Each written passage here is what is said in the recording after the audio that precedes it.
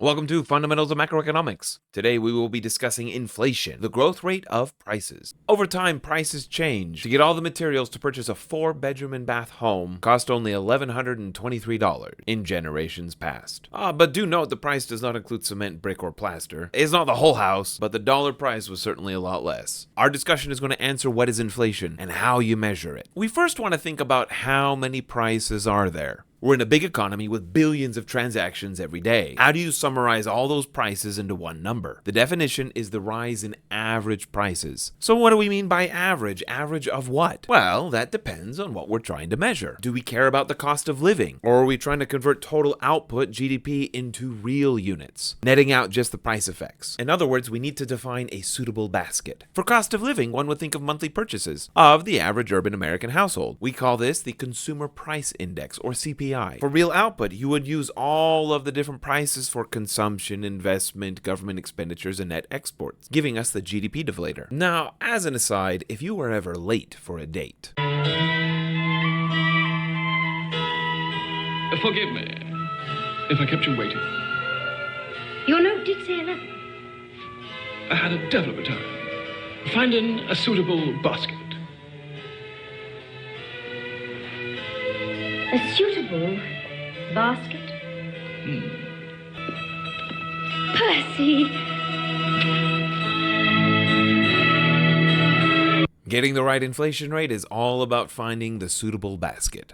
And there is not an easy answer of what's the best things to include in a price index, which leads us to have a plethora of price indices. If you go over to FRED, the Federal Reserve Economic Database, and type in inflation, you'll find over 48,000 different price indices. Now, a lot of these are just for different geographies, such as different cities or different states. But with our recent bout of inflation, I have seen every single one of these in the media. They all measure something different and all try to answer interesting questions. For the purposes of this course, you'll need to know four. First, the Consumer Price Index. The key word here is consumer. This is what the average household buys. Next is the Personal Consumption Expenditures, Net Energy and Food Index. Sometimes we call this the Core PCE. We have Core CPI as well, but I want to make a point with this one. The Core PCE is the measure the Federal Reserve targets for inflation. So, two things. Personal consumption expenditures is just a different measure of what consumers buy. It's a slightly different than the CPI, but trying to get at a similar thing. The next component that nets out food and energy, that serves a goal to minimize the month-to-month variation. When the Federal Reserve is making decisions, they can only affect the future, they can't affect the past. But when you collect economic data, you only have historical information. If that information has a lot of variability in it, it will be a poor predictor for what will happen in the future. And the Fed is setting monetary policy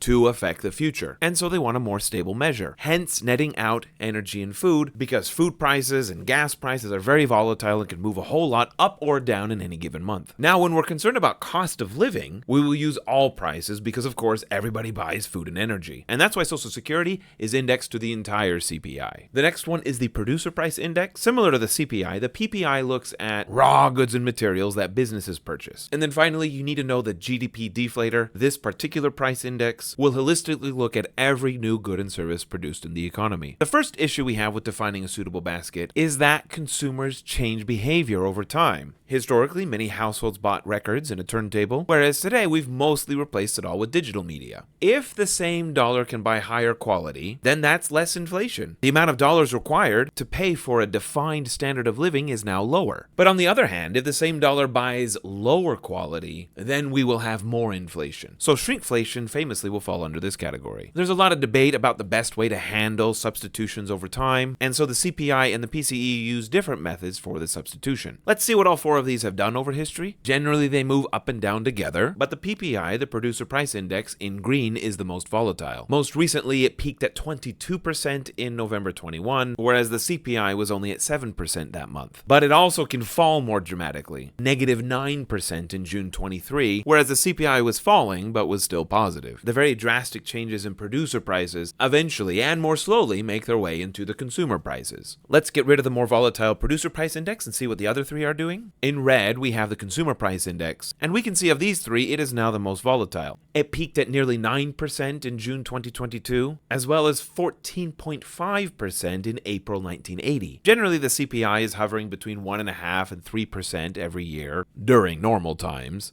Normally it's always positive, except down there during the financial crisis, it fell to nearly -2% in July 2009. Deflation, when the average prices fall, usually only happens during recessions. But we can also see the appeal of using that core measures, netting out food and energy. It gets closer to that underlying inflation. It still goes up and down with CPI, but not quite as drastic month to month. Zooming into the most recent 20 years, we can see that the blue line never peaked quite as severely, but also doesn't fall as much either. Now, if we zoom out to the entire post-World War II history, over the past 70 to 80 years, the United States has experienced different periods of inflation. The 1970s saw a whole decade of high inflation, with two particular episodes related to oil. OPEC raised their prices in 74, and the Iranian Revolution of 79. The 40 years since that episode saw significant moderation in prices, and so far, the recent experience with inflation seems to be short-lived. So, what goes into a suitable basket? For the Consumer Price Index, a third of it goes to shelter. The next category is food at 14%, transportation at 13%, medical services at 8.9%, followed by energy, education, and recreation, and then clothing is a little under 3% of a household's monthly budget. Does this line up with your personal spending habits? Remember, the goal is to measure the average American household. People are a lot different depending on their age, income status, and where they are in life. For example, most students are spending a whole lot more of their monthly budget devoted to education, but on the other hand are spending a significant amount less on medical services, particularly if you're less than the age of 26 and still on your parents' insurance. Whereas the elderly are spending a far higher share on medical services and significantly less on education. One of the other big differences are groceries. For those with less income will spend a far higher share simply trying to feed themselves. So some folks will experience higher inflation and other people will experience less. So when we see an inflation number, simply keep in mind that it describes the average American's experience.